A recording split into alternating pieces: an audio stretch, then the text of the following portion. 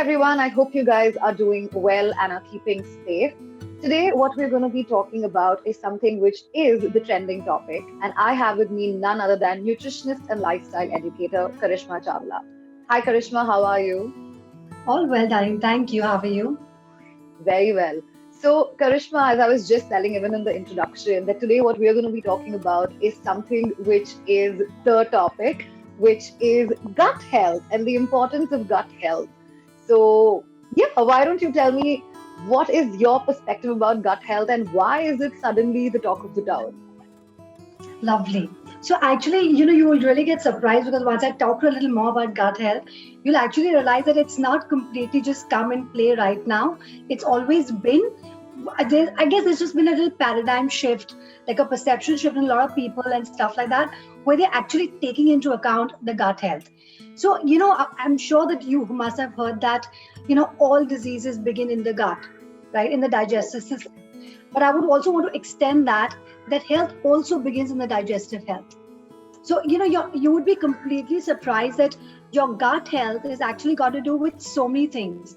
Even something like a thyroid condition, like an autoimmune thyroiditis, is connected to your imbalance in your gut health. Or even in terms of your PCOS, which is your polycystic ovary syndrome, that can also get completely imbalanced if the gut health is not taken care of. And of course, then we have a lot of inflammation that can take place because of a compromised gut health. And eventually, we are host of number of lifestyle diseases. So gut is actually the primary scene. So it's a lovely saying that I'm sure everybody. I mean, you could probably talk to your parents and their grandparents.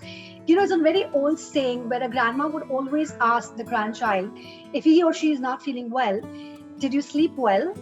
Did you eat well? And did you poop well? Your sleep and gut are so connected that actually we're getting all this to a notice right now, but they've been existing for the longest time. Because whenever anything is going wrong with either of us, all we need to do is you just look within ourselves. And when I say within ourselves, it basically means your gut and the digestive system. So that's how it is. It's absolutely super interesting to know that the size of your gut health, okay, your gut, your digestive tract, is almost as big as a studio apartment. Like it is Oh, that in yeah, it is just coiled up and stuff like that. But from top to bottom, that's the length of it.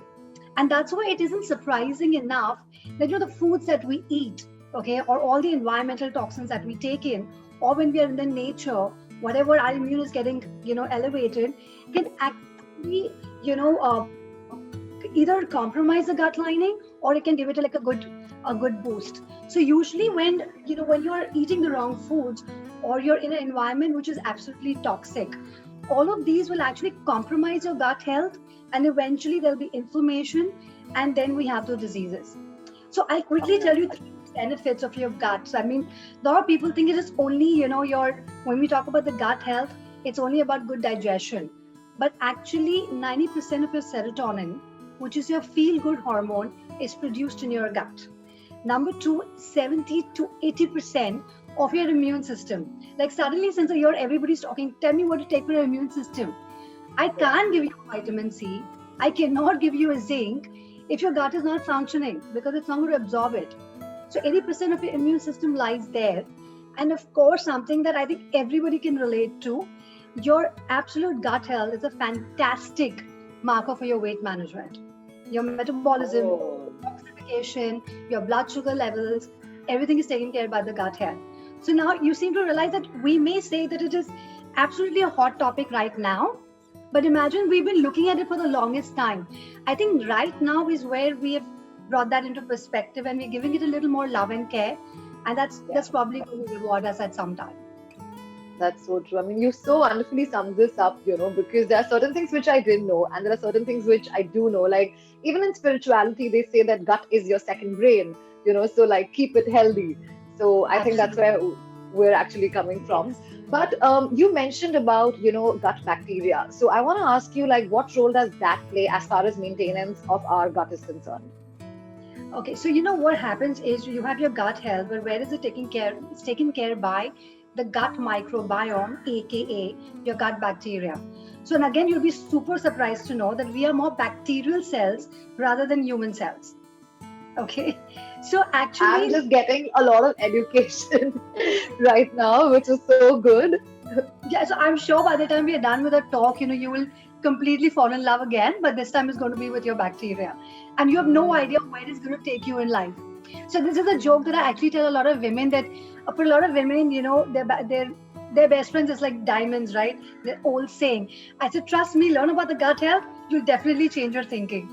So Oh, it's so amazing that we do not even realize that we have this amazing number of species. So when I say microbiome or the microbiota, they are the fancy names for the bacteria, parasites, fungi, or any of the other kind of parasites that exist already in our system. So the okay. problem when it becomes problematic is when they're imbalanced, and that term is called dysbiosis.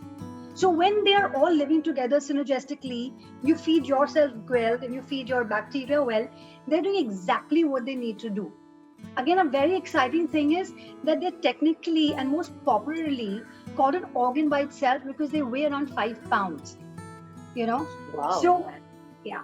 So a lot of times, we say, we have an issue with the heart, or, some people are, very angry, especially in Ayurveda, right? Then we look at give your liver a little more love.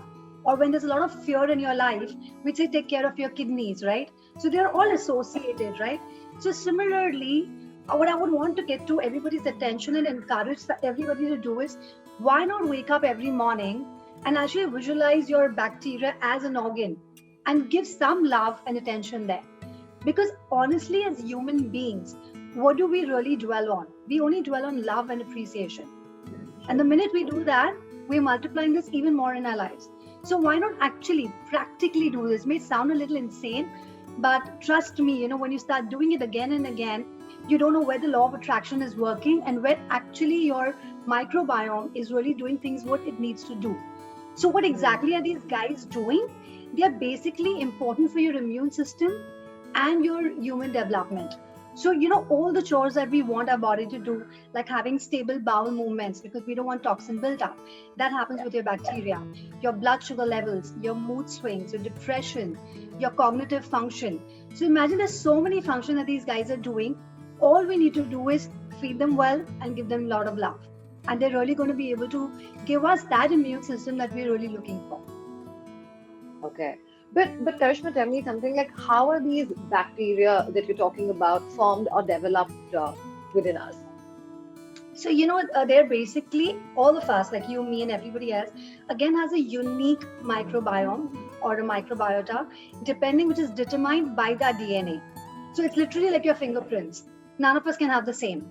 Okay. True. And with the first exposure that we have through is through the birth canal as an infant.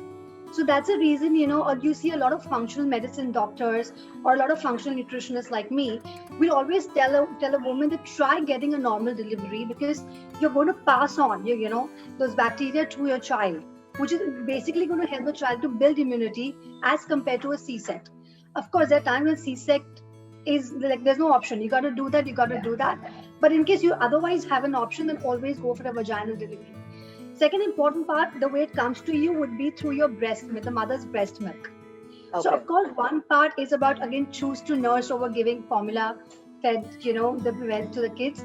But most importantly, also the woman needs to take care of what she's eating at that time. Number one. Also, the stress levels and also the medications or the vitamins that the mother is taking. So basically, the mother's health is very intricately or very intimately related to the gut microbiome that you're passing on to your child. So it also comes in from there. And then of course, as you grow up, then the child's microbiome or your bacteria is getting diversified. So when I say diversified, it's a lot of variety that it gets into, and that comes in play with the food that you're feeding the child throughout the years, and of course again the environmental procedure. Like say for example, you probably understand this better that see we collect bacteria from everybody. So a child will also take a bacteria from the nurse or the doctor, from everybody. So that's how the diversification takes place. But of course, a lot is in our hands when we are eating and drinking well. So that's how your microbiome is Hmm. actually developing. So, just for my better understanding and everybody who's watching this as well, when you're saying that it's primarily passed on, but let's say it's not so healthy, like probably the mom didn't eat well or something or the other, there could have been some complications, etc. Now you have this child. Is it possible to like make your gut better? Like, are there any certain gut protocols to follow that will always help you make your gut better, irrespective whether it's not inherited or something like that? Like, is it like a no that you can't do it, or it's always that you can work on it and make it better, but that might just take some time? So I love this question because it actually gets a lot of things perspective, because a lot of people right now would think, oh my God, I wasn't a vaginal delivery, I wasn't breastfed, I probably ate all crap when I was growing up, my microbiome is gone. Yes, of course, that could be the scenario, and you will see that when the kids who land up growing up like that, they do have a suppressed immunity, right? Because they're probably more prone to infections, allergies, all the foods that when normally somebody can eat, she or he cannot eat.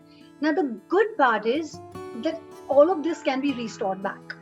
So our gut cells, our gut lining, keep changing every 3 to 5 days, and even our gut microbiome, the bacteria, we can eat foods that help us to have them and also help them to survive. Okay, so that's where the gut health protocol comes in. Now, before I jump into the long, deep answer of gut health protocol, let me tell you the few things that actually would affect it. So number one would be your C-sect and your normal delivery. Number two would be your breastfed as compared to formula fed. Then there's inheritance, which is your genetics. There's also stress, okay, because stress will completely alter it, and that's something that we're seeing a lot these days.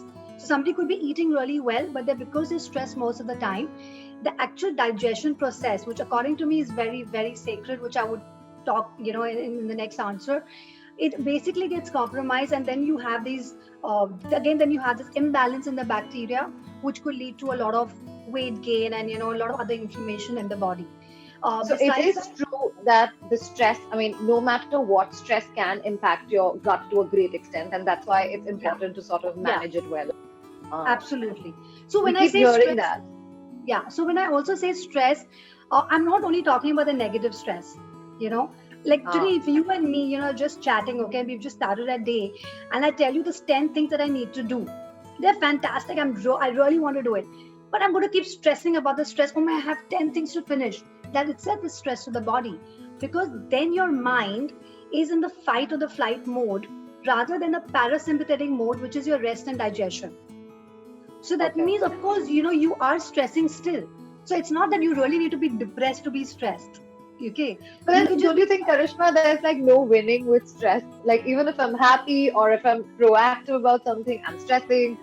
If I'm like upset or depressed again, I'm stressing. What would be like your go-to tip, since this is your area? I'm sure what is the advice that you give to your clients when they tell you that, hey, now how do we deal with this catch-22 situation? So you know what? I don't look at it like a catch-22 situation, because I feel the solution to healing is acceptance. It's there where the transformation lies. So as I said, the first most important thing is you need to stop stressing about stress. Okay. So what if a night prior I sit down, okay, and I sit into my to-do list? All I need to do is do that one thing and tick it out. Okay. And then when the thought comes in, I'm not saying the thought will not come. It'll be silly if I say that. It'll be a lie. All I'm going to do is I'm not going to dwell in the thought. And when the thought comes and I say, oh my God, how am I going to finish it? I'm going to practically change that to a positive affirmation. So you notice the stress is not leaving me. My perception has changed. Because of that, my body thinks, no, it is not under any threat. It's still calming itself.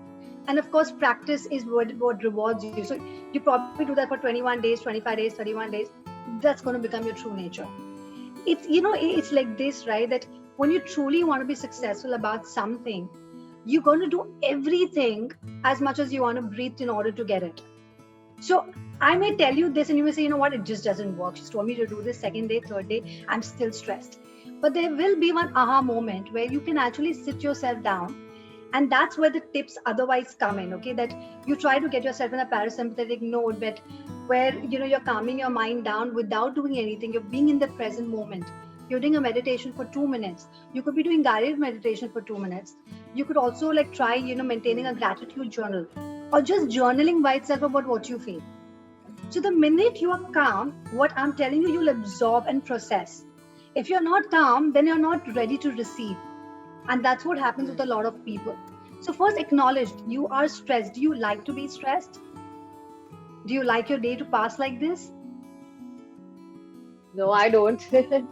So it's there where you want to, right? So it's about acknowledgement. If somebody says, okay, I'm used to living like this, like, a lot of guys that I come across, I mean, if I sleep for 8 hours or 9 hours in the night, they say, how can you sleep 8 to 9 hours? We need 6 hours. And, we can do everything. I think that sounds very cool and macho. End of the day, you are aging, no? Because sleep is the most, it's absolute rest sanctuary for you. If you're not doing it well, you're actually prone to make stupid decisions the next day, literally, because Oh, you're right. So these guys think that is so cool, but actually it's not cool, so we all need to realize that we live in such a fast world today, a fast paced world. We want to do everything in one day, and you want to do it fast. So all yeah. you need to do is slow yourself down, spend a little more time in the nature. Your heart will tell you where you need to stop. And I think that's very important when it comes to stress. Okay. And I think so. You were, before I jumped into this whole stress thing, you were talking to me about gut protocols, healthy gut protocol. So Yes. I think stress management is what we've already covered. What are the other things that you feel one should pay their attention and focus on? So, let's get into the whole gut health, because we'll cover a lot of stuff about stress as well in that. So, number one, your gut health protocol or the diet that we look at is essentially made up of two elements. So, number one is we're getting rid of things that we do not want in our lives. And the number two is adding it up, right? So, that's how we get the balance. So, let's first focus on what we need to like move out or crowd out.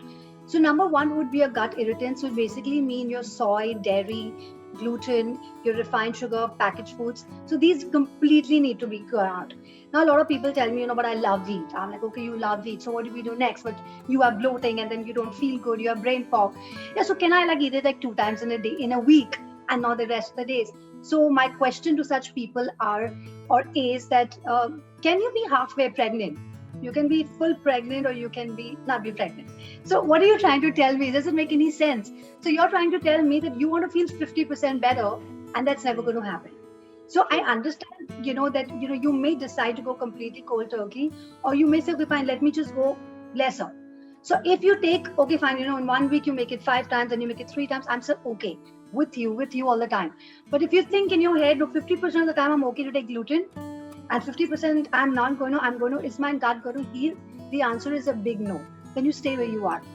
Okay, and then our moment is going to come to you when you will realize that what you really, really need to do in order to, pull up your socks to heal yourself. So that's number one. Again, the next one that will shock a lot of people. So people pop in pills right now as if they're like candies and gems, right? So Yeah. again, I'm not against antibiotics. I'm not against anti-inflammatories or painkillers. They're completely blessing at the time we desperately need it. All I'm saying is try to make the consumption more sensible. Like for example, if you have a headache, okay, and you've had like 5 meetings that you did in the day, it has stressed you. There were meetings that actually took more of your energy than preservation. Instead of taking a pill in the night, why not calm yourself down with an Epsom salt bath? Why not drink a chamomile tea? Why not take some balm and put it on your head? Why not take an ice pack and put it at the back of your neck and probably call it an early night rather than taking a pill? Okay, so all I'm encouraging people to do is try to get back to the nature. We don't need to pop that many pills. Whenever you need it, you give them to your body. Rest of the time, always try finding good ways to it. Now the important thing, now the time you know that you need to have an antibiotic. Now remember, antibiotic means anti-life. So what are they doing? They're getting into your system and they're killing all the wrong bacteria, which probably you don't need. Now the mess up here is that it's also killing your good bacteria. Okay. And usually if you take an antibiotic, something like a 5 to 7 days or 10 days course in a month, it takes 2 months to restore your bacteria. So, yeah.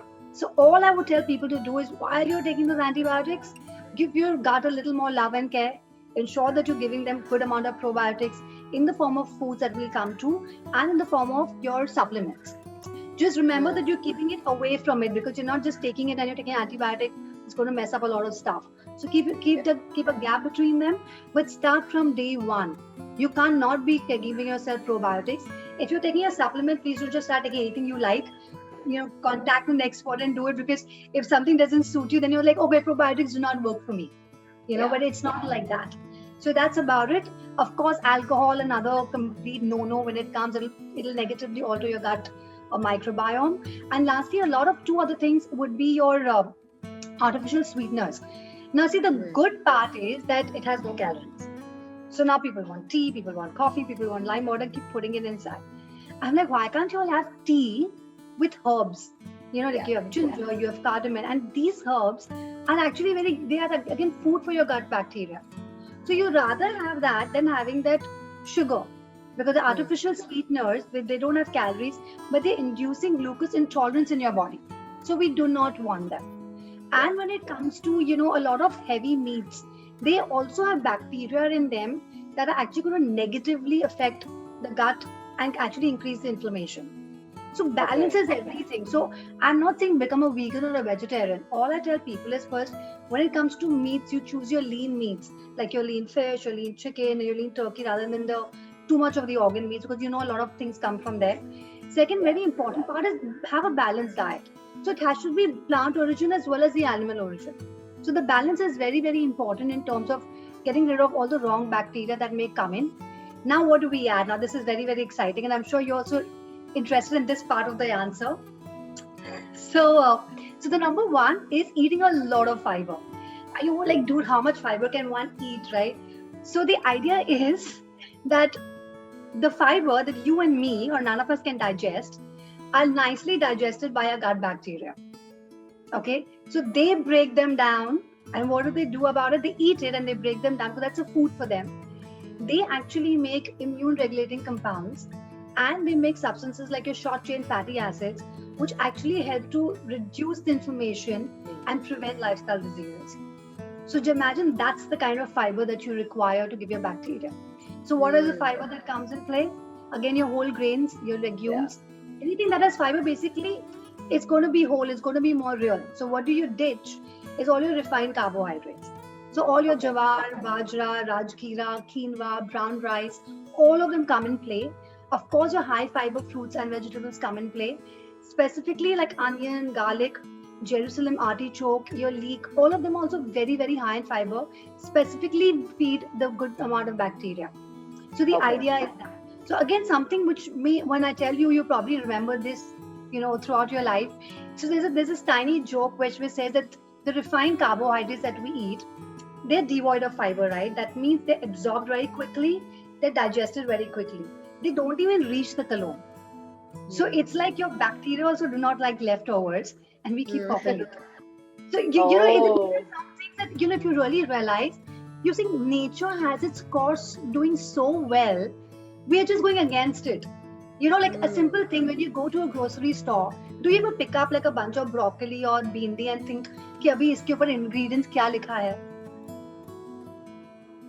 But you want packaged foods, and then you want to see the ingredients. Correct? Oh yes. Yeah. And that's what people have been talking about. Read your ingredients, check what you're picking. But my point is that now packaged foods cannot all be healthy, no? True. So true. Now somebody who was on a gut protocol and she needs to lose weight, she told me, okay, I went a bit of quinoa crackers. I said, okay, send me picture. Ingredients, quinoa and rice. Do I give you rice? Rice is a refined carbohydrate. So I'm trying to clean the gut. Now, I'm not saying never to eat the rice, but it has to be done in a better way. Like then we'll add more dal to it, or we'll add more vegetables to get the glycemic index lower. But I would rather go for a brown rice. So it is a mind switch for people, but you just got to be sensible enough to pick things. So I would encourage everybody, if you want a good gut, please be as real as possible. You can't fake it. You can't fake your emotions. Why fake food? The whole idea that we have a very intimate relationship with food. We are dependent on food for so many reasons. So it's like you're in a relationship and you're still cheating your partner.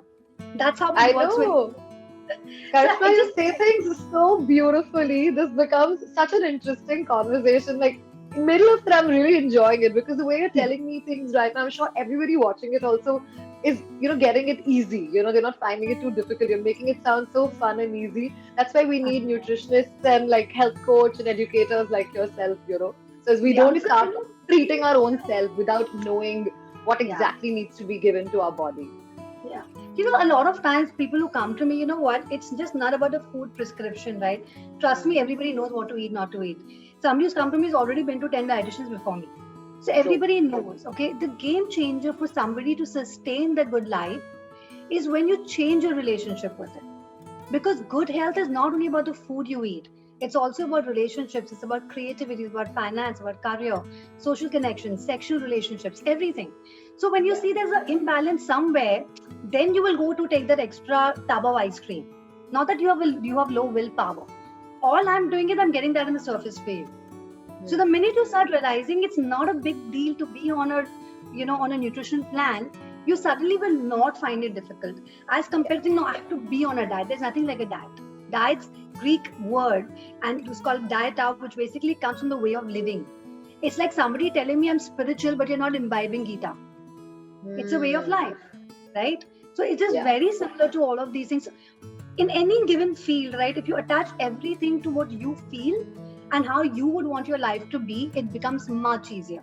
So hence I use a lot of analogies, metaphorically, a lot of stuff which make you feel that it's as simple, because it is simple, it's not rocket science. Yeah. I also want to ask you, Karishma, sometimes, and I'm sure like most of the people, whether they're stressed or not, or it's probably also because of their eating habits, tend to get acidity. Now, how does one deal with that? And this is something that it happens to me as well. And I think I have probably figured out why it happens to me. Most of them might have not. So, what is the general or probably the one way to sort of deal with acidity? So you're going to love me once I finish this answer because this relates to you. But before I jump into that, let me finish the gut protocol. So we said eat a lot of fiber. The second would be fermented vegetables. You must have seen a lot of olden times there was this glass jars and he made those gharka achars with cabbage and cauliflower and carrots. So that's Yeah. again fermented vegetables. You could take 1 to 2 tablespoons of them for your lunch as well as dinner. Okay, they are loaded with the beneficial bacteria. Okay, so again, Okay. very, very important. Thirdly, have good healthy fats in terms of coconut oil, avocado, your ghee, as well as your olive, all of them, nuts and seeds, because they help with the detoxification process. Again, they're producing specific substances will help to lower the inflammation and inhibit the growth of the wrong bacteria. Okay. Besides this, then you have your turmeric, and then you have, of course, your coconut oil again, and a lot of supplements like your collagen as well as glutamine. So that's how adding all of this can really make a difference. So now you may say, but how do commonly should I understand what should I eat? So the idea is to eat a rainbow of plate. That means your plate should not have only one thing; it should have a variety of things. So if you Okay. look at your hand as a micro plate, 1/4 of the portion should be your carbs that we spoke about, like your whole grains, like your jowar, bajra, or your brown rice. 1/4 should be a protein that comes from chicken, fish, or your dal and legumes. And the half of it is where the colorful vegetables come in, and your salads. So that's the fiber that we were talking about. Okay, and along with Okay. this, you can take a little bowl of soup, and you can take your fermented vegetables on the side. Also, there's a drink called kefir. You get the grains online. You can actually make it in coconut water, in normal water, or coconut milk. Okay, basically for people, and you can just keep having like probably like a 50 ml, which is also very good for the gut because it is loaded in beneficial bacteria. So these Okay. are your foods that you everybody should include. But in simple words, don't complicate it. Eat real foods, eat a rainbow of faith, and eat a balanced diet, and you'll be taken care Hmm. of. Okay, Okay. now to your question. Okay. So, this whole acidity question is something that I absolutely love talking about. If you think it gets too long, please inform me. I'll cut it short. So, so what are the normal symptoms of acidity? You feel heartburn, Hmm. correct? You feel as a Yeah. reflux moving up, and sometimes you Yeah. can also get a headache and there's a pain in your chest and blah blah blah, right? This is the Yeah. discomfort that we feel. Now, a lot of times people contribute acidity to hyperacidity, meaning where it is more acid. It's acidity, right? Hmm. But the problem is never that there is more acid. The problem is there is low stomach acid. So, what is the protocol when people do this? As soon as they're more acidity, they're on antacids or they are on Hmm. PPI, which is basically suppressing your stomach acid. Okay. Now, actually, the problem is low stomach acid. The minute you eat your food and you start chewing your food, what happens is your glands are basically secreting digestive juices. Okay. Now, that is giving, intimation to your stomach to secrete the acid. Now, the stomach is secreting something called hydrochloric acid, HCl for short. Okay, and what is the main job of the HCl? It is basically going to digest, break down, digest the food, and also lead to absorption of nutrients. Now, that stomach acid is not there only, it is there very little. Food is going down. Okay, now there's indigestion because it's not breaking down well. Okay, so what is happening is there's something called a mucus lining in your stomach. When there's low acid, that is not thick, it is thin. Usually it should be thick. So when it is thick, it is preventing the stomach from getting burned because the acidity is supposed to be that high. It's literally breaking up, right? Now it is thin. It is not there.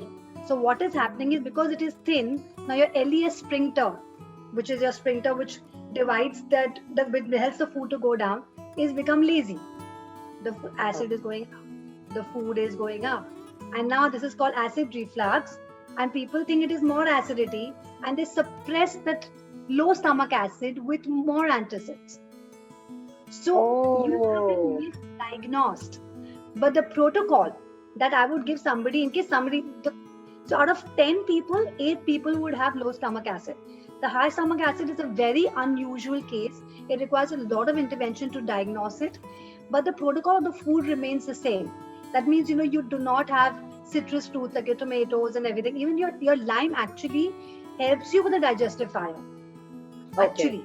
Okay. So besides that, the others, I probably would not take your tomatoes in, or I would not take in the fried foods in, a lot of spices in, a lot of peppermint. So all of these things we don't take in. And of course, we definitely don't take in gluten and dairy. So the protocol of hyperacidity or the low stomach acid remains the same. But we have diagnosed it very, very wrong. So next time, whenever you have acidity, you just remind yourself, no, this is not that. And low stomach acid, again, is an issue of a lot of people because we don't sleep well, we sleep lesser because the stress management is more, and all of those things. So those things are important to take care of. And a lot of people also take a lot of caffeine and alcohol. So then the esophagus sphincter that I spoke to you about, it just gets lazy. It's supposed to do selective closing or opening. It's not supposed to be open all the time. But it's opening all the time because you're eating rubbish or you're thinking rubbish. Okay, so I would encourage everybody, first, don't take in pills till you don't see a doctor. Figure it out and try to see what really works for you, because you're actually giving yourself tablets and suppressing this for a longer term, and then they'll come back with vengeance. Then they'll become too much of acidity and there'll be a lot of problem. Technically it is a low stomach acid problem. It did resonate well because that's exactly what I said in the start, that I have figured out my problem, which is one of the things that you mentioned, which is caffeinated drinks. So I used to be very high on my coffee, and then suddenly I became a tea lover also, which is a normal chai. So then I started having both, and then it went for a complete toss until now. Obviously, I replaced it with healthy substitutes, so it's much, much, much better right now. So Karishma, now I want to talk to you about, since we're talking about the gut and everything, constipation also is definitely one of the problems that people face. How does one tackle that? And what exactly is like constipation in a very scientific doctor term? So, technically constipation, firstly, there's a certain amount of waste that we always carry, in our systems. It's only beyond and above that when it increases is when there's toxin built up, and then there's inflammation and lifestyle diseases. So I have like a big bunch of clients who are used to living with constipation because they're okay with it, because they don't realize the repercussions that can actually have in their lifestyle, in their diseases and stuff. So number one, constipation is when you cannot have, a complete evacuation of your bowels, and also the composition of the stool, where it's literally like pebbles. Like, people make it sound it's eek when you talk about poop, right? But my simple point is, when you're eating. That's just a way to get rid of what you don't need in the stomach. Idea is when we wake up in the morning, a poop has to be very well formed. And without any pressure, you should be able to go and evacuate. Once you're done with it, you should feel relief. Then you have your light throughout the day, So there are times, of course, when your timings are different, or when you're traveling, people have their issues, but those are on and off. They're not like your regular lifestyle. But if you have an issue, otherwise, it's really time to look at it. So a lot of times I tell people to see that in case they have any undigested particles in their stool, because then they're eating too quickly, or the reason that they are not passing the stool as easily as they should, because it should be done in 5 minutes, honestly. The reason it's not getting done is because there's lack of fiber, or because of the lack of water. It could be as simple as that. It's not complicated. So these are the few things that people should pay attention to. So what I would want to get people to understand about it, that firstly, most importantly, try sleeping at the right time and waking up at the right time. Sleep is very, very important for the body to move the right way. You'll be less constipated. Try having a right kind of a time in terms of your bowel movements. Don't try to go once at 9 o'clock, once at 12. It doesn't work. Very importantly, now again, this might, maybe a lot of people will not be able to resonate with this or resonate with it. We again used to a very fast life, so we are used to a very fast morning. In within those 2 hours, we want to eat breakfast, we want to cook, we want to read the news, we want to see what we're going to do all day long. That fast thing, when your brain or your mind is in the fight and the flight mode, the gut motility, which basically means it actually moving down, is not working, and because of that you feel constipated. And a lot of people starve, so there's not enough fiber in the morning also. So you need to have a slow morning. Start your day with lime water, apple cider vinegar, and lukewarm water. You could also have a vegetable smoothie, throw in some high fiber fruit in it. So all of these things would help. Somebody who really has an issue, what you could do is, when you know that's your time period and you need to go and the pressure is lesser, you could actually, do 20 minutes of walking, or you could even do your yoga asanas, or do a kind of like a mid intensity exercise. These things really, really work to evacuate better. So all of those things that you can do in the morning. Again, something that a lot of people would say, dude, I cannot have that much of fiber. So you'd be surprised that we require anywhere between 9 to 11 servings of fiber in a day. But technically, none of us are really doing it. So I'm just going to give you a simple tip how you can actually have all of this in one day. Think about a vegetable smoothie in the morning. Think about 2 fruits in the morning. So one you can add in your vegetable smoothie and one you can eat up. You're already done with 3. Think about 2 servings of fiber for your lunch. It could be in the form of either your salad, your soup, or vegetables. Same thing goes for your dinner, soup, salad, or vegetables. And in the evening, add in one more bowl of like a peanut salad or a nut salad, or just have salad with a little olive oil. So the idea is that you can easily go to 8 to 9 servings. It's not that you can't. And then of course you increase, for women it is usually 3 liters of water, for men it is 4 liters of water. Now you may say that I don't like water, it doesn't taste that great all the time. So then be smart, be creative, add some pieces of fruits in it. You can also add your mint, your basil, all of them. So have more infused water, then you can have your green teas, your chamomile teas, oolong tea. All of these things basically increase your hydration. So then, your toxins are getting out quite easily. And of course, coconut water, lime water, all of them are going to help. So, and a simple tip again would be that if you think you have only 2 to 3 glasses of water in a day, what you do is you take 2 liters of like 1 liter of the bottle, and you check you had 3 glasses. Now, you cannot obviously in one day decide to have 2 liters, right? So then challenge yourself to increase it 1 more glass of water. So you're done with the 1 bottle. And then keep increasing that one glass, and finally in a span of like 14-15 days you'll be used to the 2 liters of water. So I'm not just saying gulp everything down, but just do it more, something that your body helps you to do, and do it more consciously and like gradually. I feel that's the key. Because then they're going to sustain. Otherwise you say, no, I had it for 5 days, now I don't want it at all.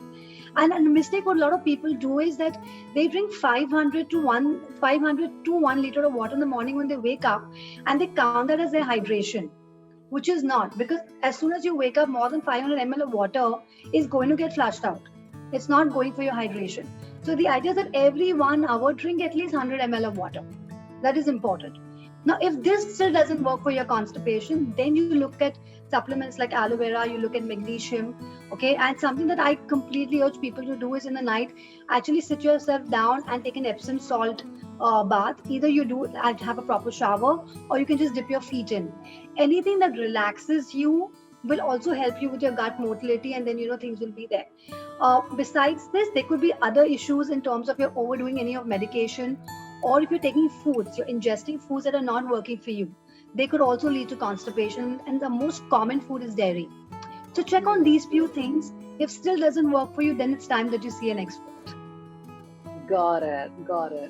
Well, thank you so much, Karishma, for joining us today. This was absolutely informative, and I think everybody, as well as me, now has all the information that we needed as far as our gut is concerned. But what I do want to tell my audience is that definitely we are going to be doing something else as well, which is on yet another hot trending topic. So do come back for that video as well. In the meanwhile, thank you for joining us, Karishma, and I hope that we can get chatty about the other topic and see you really soon for that.